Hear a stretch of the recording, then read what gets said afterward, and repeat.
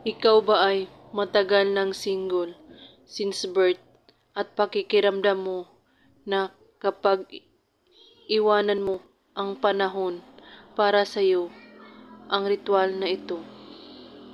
Ang kailangan mo ay isang buti na pabango, pulang rosas.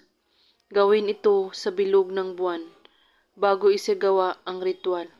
Isang tabi mo muna ang mga problema mo upang maging positibo ang epekto ng iyong gagawin.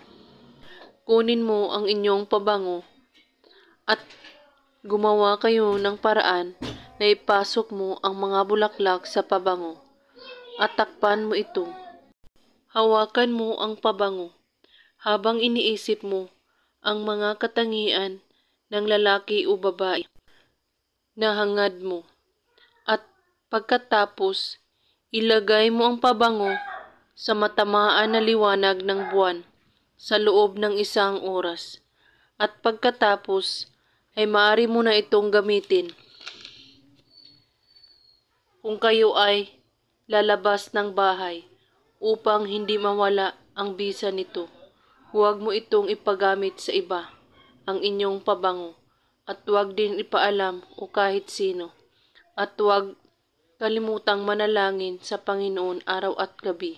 At kung may katanungan po kayo ay magko-comment lang po sa baba.